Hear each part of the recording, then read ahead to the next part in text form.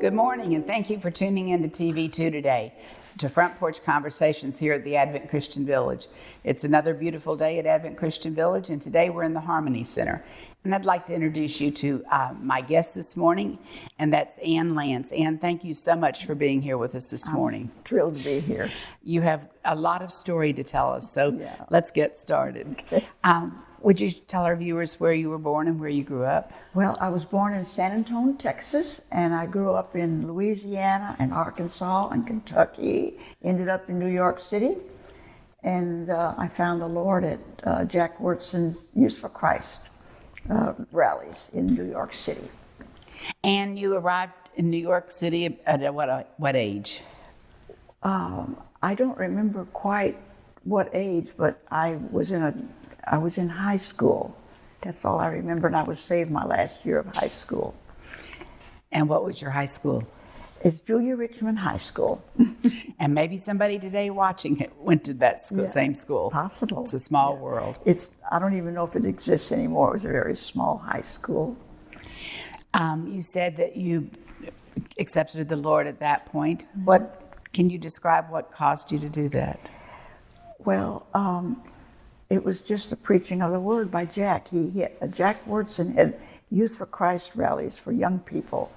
And I was in my last year of high school, and a friend of mine invited me to go to her over and over, go with her over and over and over again. And finally I yielded, and I went to some of the meetings. And I was a very needy person. It was just wonderful when I heard the gospel. I just accepted it with my whole heart. I was baptized, and I started attending church at the old A.B. Simpson Church, the original A.B. Simpson Church in New York City, Christian Missionary Alliance. And I worked, when I graduated, Jack Wyrtz needed somebody for general office work in the office. And so I volunteered. I didn't think he would accept me, but he did. And it was a pivotal time in my life because a lot of the Bible school brochures came through his office, and I wanted to go to Bible school, and he only hired me for about a year. So I started looking at some of those brochures, and Moody Bible Institute stood out because they did practical Christian work. They went out in the neighborhood and picked up all the kids and brought them back to the Bible school, and we had classes with them. And so I arrived at, Jack paid my first year. I didn't have any money, and he paid my first year. So after that I worked, and I arrived there in 1949, and when I got there, my post office box was 250, and Leo Lance's post office box was 251. So that's significant because? Because we were in each other's way every time we got our mail. And we started cooperating in the classes. I took notes, and he had a typewriter, and he typed them up. And so we just started going together right away.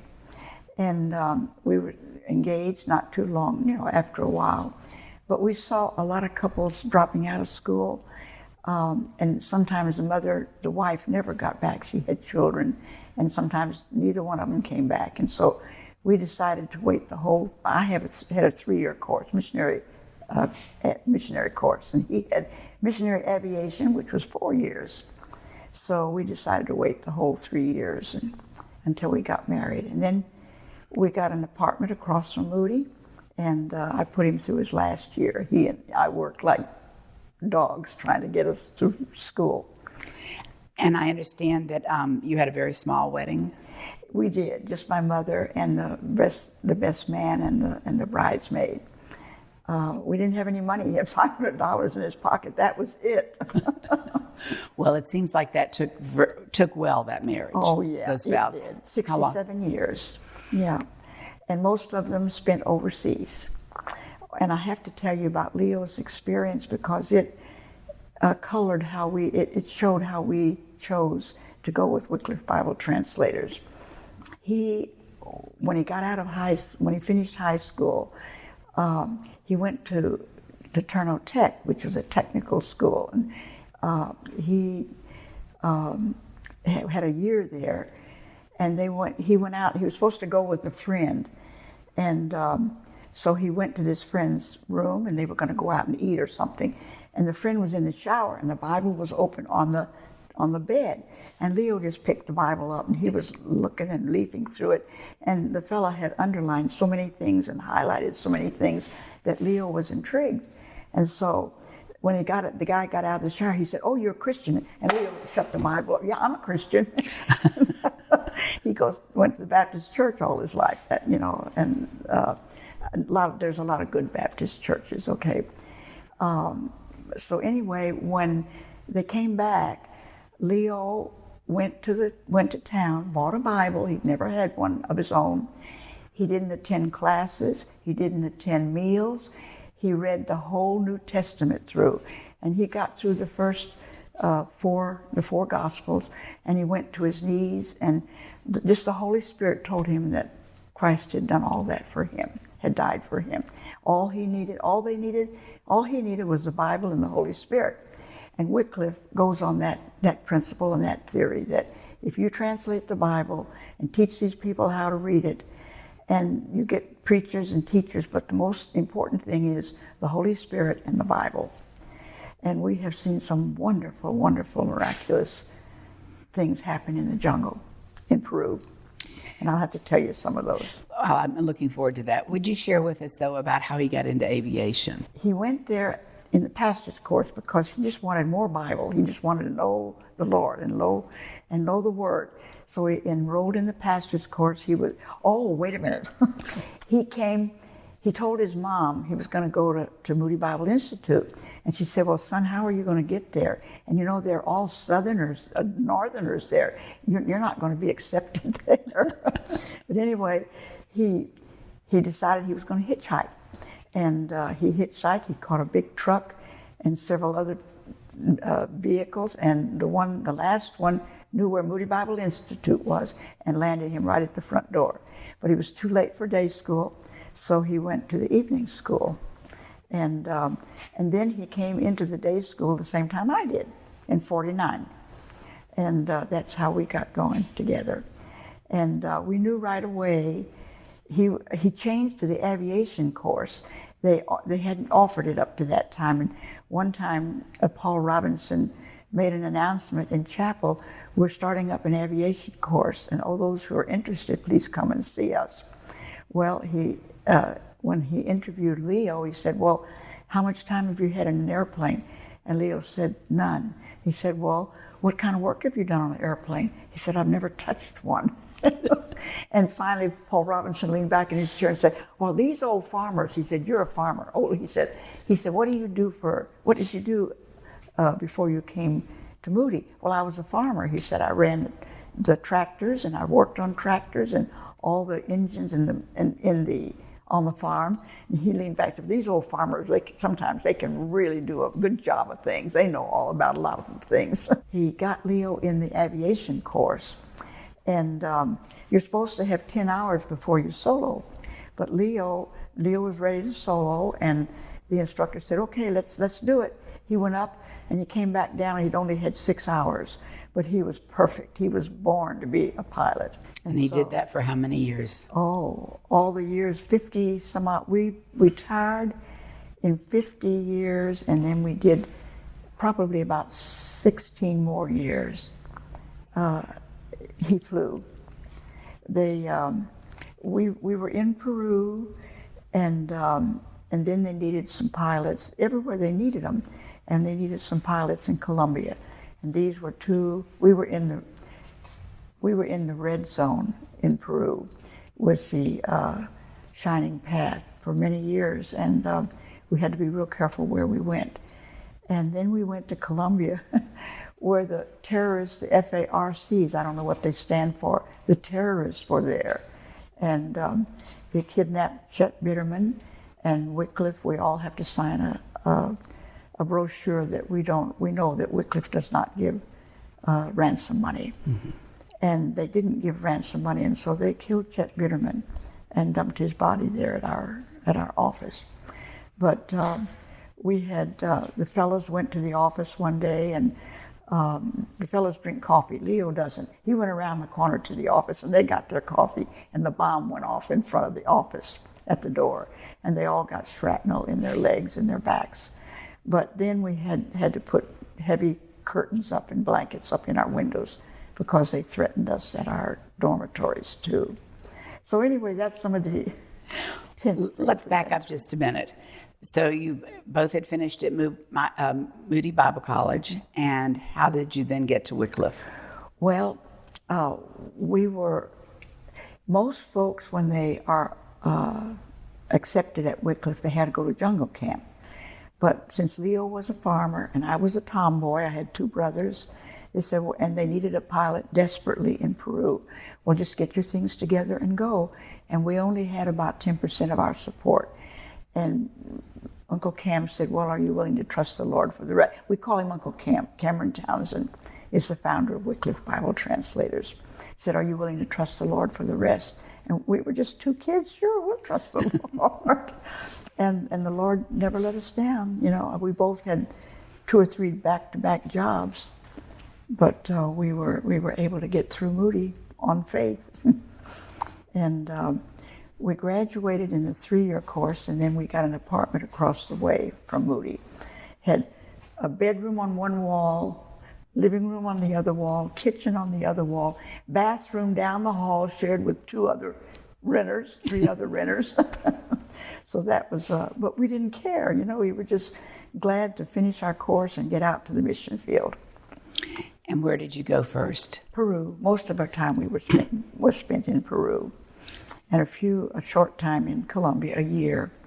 And then we went to Cameroon, Africa, and that was an incredible adventure. I understand when you were in Peru, it was a very big operation at that point. Yes. That kind of surprised me when we were talking. So would you share a little bit about that, what the camp was like? Yeah. It was a busy time. We all had children. When I went there, I had taken the Summer Institute of Linguistics in Norman, Oklahoma, and I could have reduced the language to writing and translated the scriptures, and I was going to work with Hetty and Jim Laureate because the Shipibo Indians were all around our center. But Hetty wasn't learning the language, and they had 4 children, and they were afraid if they assigned me there that she would give up altogether. And so I was put to work setting up the linguistic library, which was in boxes all over everywhere. And I used the Dewey Decimal System and set that up. And I had a lot of jobs after that. Would you share with us about what the linguistic library was like and what methods are used to help people translate the language? Well, there's phonetics where you write down the basic sounds that you hear in a language, phonetics. And then phonemics, you streamline it. You say, well, I before C comes after C, except sounded by A. I can't know all these rules right now, but you do rules to streamline it. And then you have morphology, which you put words together to make a sentence.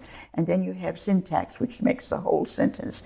And sometimes they'll put possession, an infix or a prefix or a suffix, and you have all these rules. And so it's quite complicated when and you don't give people a language, you reduce the language that they are talking, you reduce it.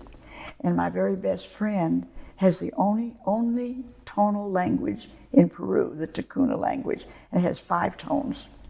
And when they took linguistics, Lambert couldn't hear tone, Doris could hear perfect pitch. And so the Lord sent them out to the right place because they couldn't crack it for the longest time. Finally they realized, we've got tone here. They say ah, they say ah, they say ah, they say ah, and it all means something absolutely different. And so they had to get all these symbols, and it was an exciting time. And these are all languages that have never had a written alphabet. That's right. The Ticunas don't understand the Boras don't understand the Aguarunas don't understand the Amahueses. Sometimes you'll have 2 sister languages where you can make one translation and then either one will more or less understand it. But usually it's all separate languages. And so we had all these teams. And The ones that 2 single girls or a couple, a family, will be assigned each one to a separate tribe. And they're responsible to reduce the language to writing and to translate the New Testament at least. If it's a very small language, they may not translate all the New Testament. If it's a large number of people, they'll translate. In fact, my friends are doing the only whole complete Bible, and they're going to finish it up in the next couple of months. And they've done it from Tucson, Arizona. They're 90s, in their 90s like I am. And they've done it by phone between Tucson and Pucallpa in Peru. And they are winding up the translation and checking it. And it's going to go to the printers in a few months. So then I'm going to go be with them for a couple of days. Wonderful. Yeah. And then each of the people that are there go and spend some time with the tribes. Oh, yeah. They spend 3 months. They spend 3 months out at the tribe, and then they'll come into the center, and we have a dining room. Everything is run by the mothers on the center. You leave your baby at baby nursery. You leave your toddler at toddler nursery, all separate little buildings. You leave your preschool children at the preschool building. And when our kids come home on furlough, they're always a year ahead of everybody in the States because they get such excellent, they're taught even before they even get in school. And the first and second grade are in one schoolroom, third and fourth in another, fifth and sixth in another. Christian teachers come down and volunteer, and they're part of the translation team, and they teach our kids, and they love them, and they teach them. And so I ran the nurseries a lot of the time. Were all of you have 4 children, correct? Mm-hmm. They were all born in Peru? 3 were born in Peru. 1 held it against us. She was born in the States, and she didn't have dual citizenship. And she was always holding that against us. How would they describe their life living in Peru? They loved it. In the first few years, we didn't have running water or anything like that, and everybody ended up down at the lakefront with their bar of soap and washing their hair and bathing themselves in their bathing suits. And that was our bath in the evening. And it was a very close fellowship. And we all prayed for each other. When Leo did a jungle crossing, we had a system. It's an old system where they ring ding, ding, da, di, da, da, di, da.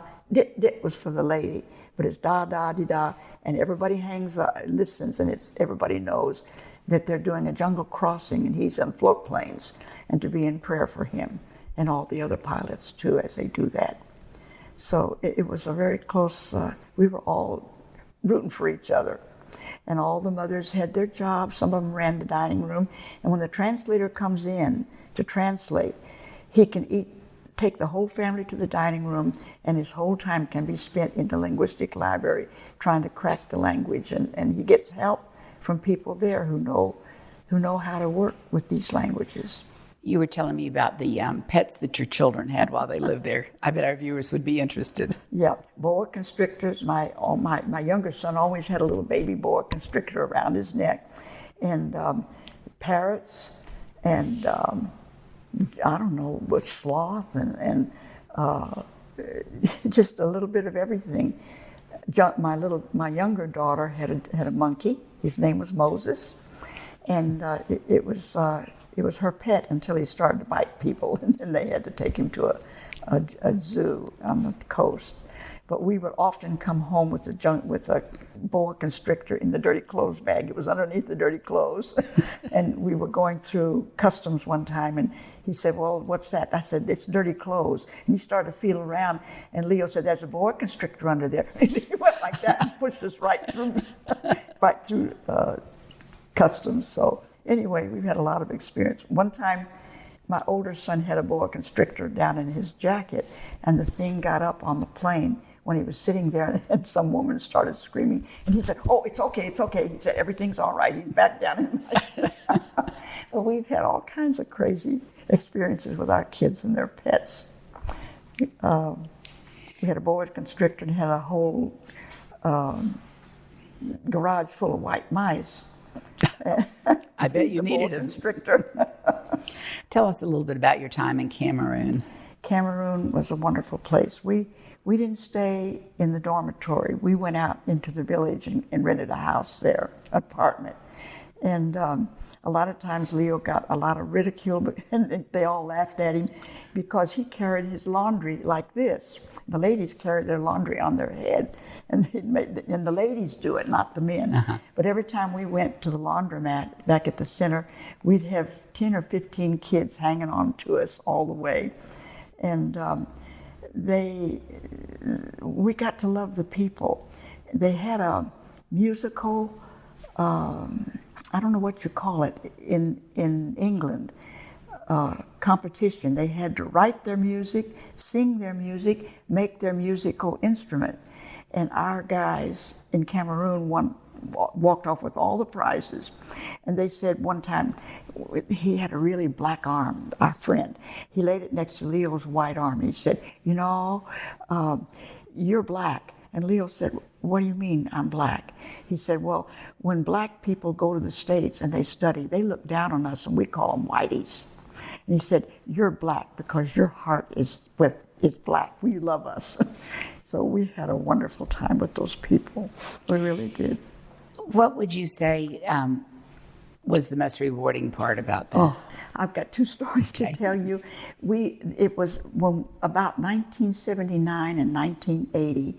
A lot of the New Testaments were coming off of the press, and we were having Bible dedication practices. And so we went out. I was privileged to help with the Amawesha New Testament. And the guy who was the leader of the tribe, he was called Casper Mountain in his language. That's what we translated it into English. It was up in the mountains, in the Andes, and they had mountains all around them, and they had little villages all scattered around in the mountain. Casper Mountain lost his wife and some of his children when the measles epidemic came through, and he always used to say, I met the Lord at the end of a penicillin needle. But he survived, and he had a real heart for his people. And so he knew the Lord. He was a gentle, quiet man, tall, very imposing. He would go to a village. He would stay there sometimes for a year, maybe, or months on end, until everyone in that village heard the message about this wonderful God who loved them and who wanted them in heaven with him. And he gave them the whole gospel story from the translated scriptures that the two girls had been translating. And then he'd go to the next village. And he went from village to village, and I don't know how many years he did this. But then one time, God gave him a wife from one of these villages. It's like a Job story. He lost his wife and some of his children, and then he had a new wife when he was elderly, and they had a couple of children. So God blessed him. It's like a Job story. And then we had another Bible dedication with the Kandoshi people. The Kandoshi people live upriver, and they war with the Kandoshi people downriver. And Taridi, the chief of the downriver Kandoshi, was shot and had a bullet in his shoulder. And so Leo flew him to the clinic at our center, and he lived through it. Well, then one day, the Kandoshi from upriver came down, and they captured 3 of the men in their canoe. They brought them to the village, and they kept them for 3 months, and they told them everything they knew about the Lord, and then they sent them back home. Ordinarily, these men would have been killed and probably had their heads shrunk. But they sent them back to the village, and that was the beginning of the gospel. But in the dedication ceremony, the downriver Kandoshi stayed on one side of the table where all the Bibles were, and the upriver stayed on the other side, although they didn't kill each other. Well, that was a good thing. That was a good thing. We've seen so many transformations of lives that are just so thrilling in the jungle. Well, when you finally stopped traveling, where did you and your husband live? You mean traveling? With Wycliffe. Oh, with Wycliffe. Well, we lived we were 4 years in Peru and 1 year home. 4 years in Peru, 1 year home. When we were home, we just did nothing but travel, visiting all the people that were taking part of our support, the different churches. Mm-hmm. And then we were in Peru most of our time. We were in Colombia a year, and then we were in Cameroon another year. But when we were in, then we were in New Zealand, and we were recruiting all the New Zealanders that we could find from the different churches to join Wycliffe. And so that was an exciting time. I bet. Yeah. You and your husband moved to the village together? Oh, no, we did. We lived on the center. No, I mean to the village here. Oh, When did you move to Advent Christian Village? it was in 2017? 2017. And my husband had Alzheimer's, and we lived in Sun City, and I took care of him for about 8 years there in Sun City, and I had all kinds of nurses that came in and helped me. He had a heart attack. He had all kinds of things. He had little TIAs, they're strokes, and each one left his brain a little bit slower. And so finally, when my daughter came real often to visit us, and he was sitting at the table, and he looked at her and said, "Who are you?" He said, "I haven't met you yet." And we knew it was time to bring him here, and we had friends here. We'd visited Jim and Carol Rainsberger, and Dick and Debbie Hudson, and some of the other translators and that were living here. And so we knew it was a good place. And then you live in Taylor Commons now. Yeah, I lived in Taylor Commons, and he was at Good Samaritan Center. And those 2 years, 2017 and 2018, I spent with him, so I didn't get to know anybody here on the center. And then when he went to be with the Lord, November the 5th in 2019, I'm just beginning to know people. Well, we're so glad that you're here, and this has been a wonderful time of sharing. I hope we can do it again sometime. Okay, yeah. Thank you for tuning in today.